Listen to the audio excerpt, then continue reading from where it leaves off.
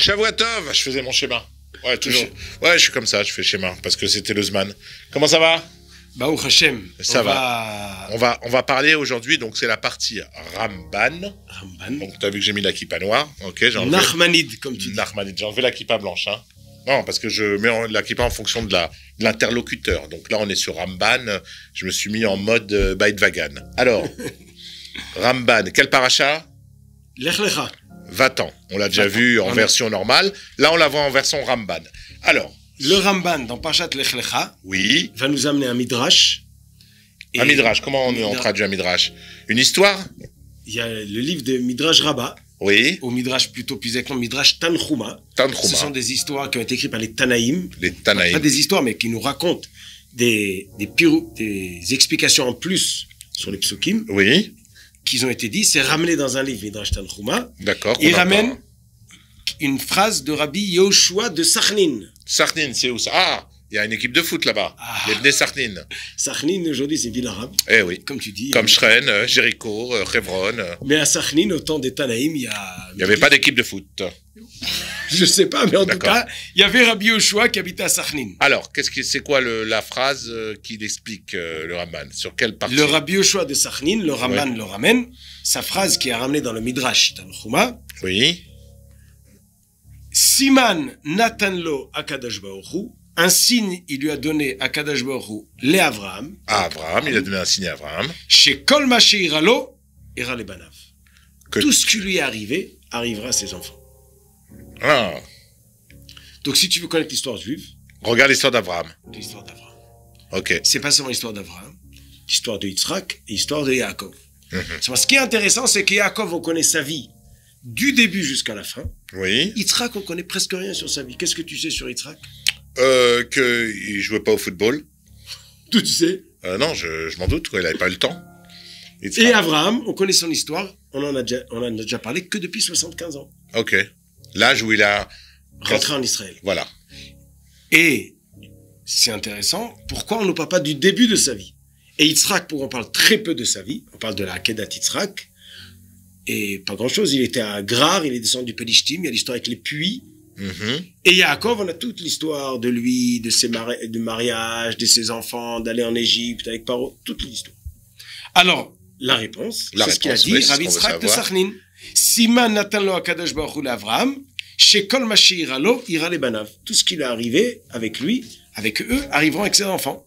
Il nous dit le Ramban, Kasher yavo hamikre la navi, quand il arrivera à Mikré, le cas où ce qui lui arrive, Mishloshet Avot, des trois Avot, Avraham, Yitzhak et Yaakov, Yitbonen mimeno, faut apprendre d'eux. Yitbonen, c'est y réfléchir ou faire attention. Oui.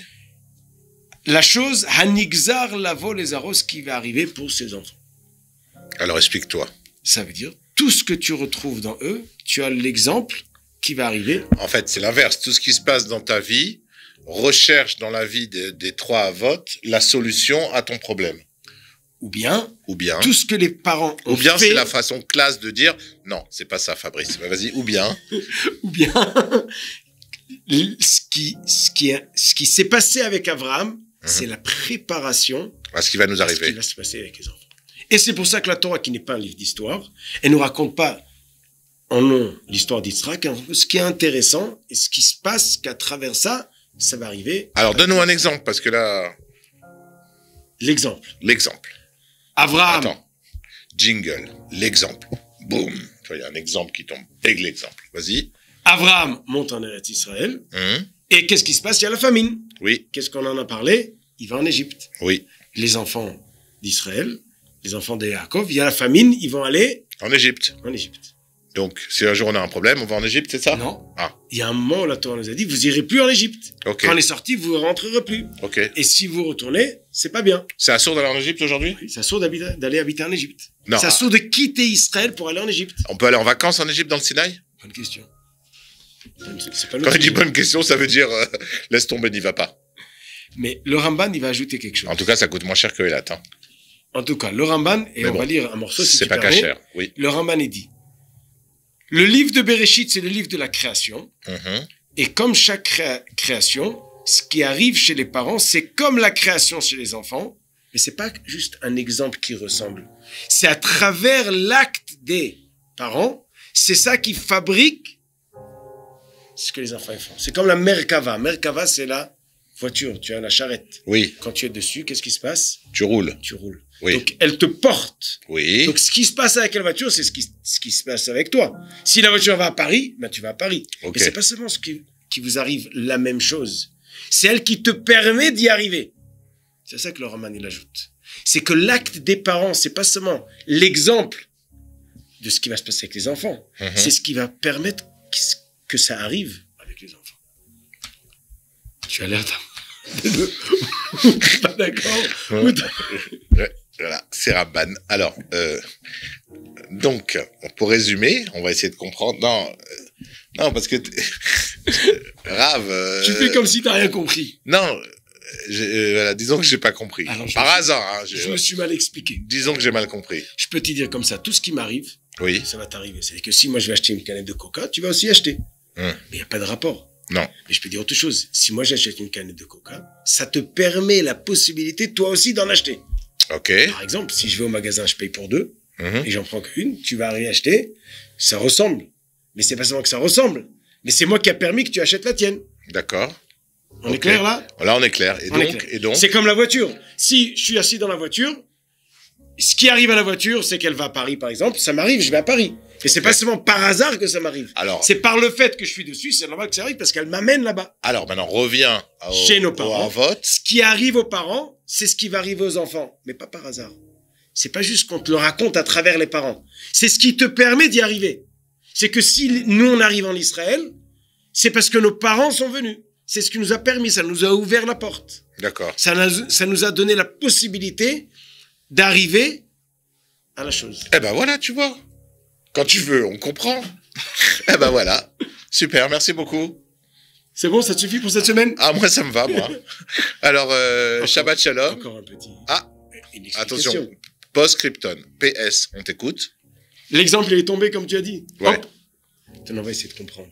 C'est que nos parents nous permettent, et dans leur route, dans leur mérite, ce qu'ils ont fait l'effort, nous on en a le fruit. Petite phrase du Balatania.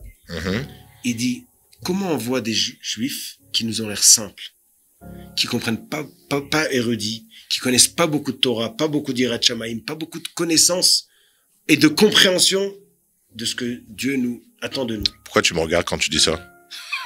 Ah, d'accord. Pourquoi tu te sens visé? Non, comme ça, vas-y. On dit sur la tête du voleur, il brûle le chapeau, non? Ouais, je connais pas, mais c'est très bien. Ah, voilà. Sur la tête du voleur, il brûle le chapeau. Il est sûr que tout le monde le regarde. Ah, d'accord. Mais en tout cas, il dit le Balatania, si tu vois des juifs qui t'ont l'air tout simples, qui ont fait Messirut Nefesh, à l'Inquisition, à la Shoah, des juifs qui sont morts, ils ont créé le schéma Israël. Ça vient d'où? C'est l'exemple de leurs parents.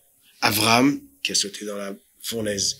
Yitzhak, qui a accepté de faire la Hakeda. Mais c'est pas seulement que ce qui leur est arrivé arrive aux enfants.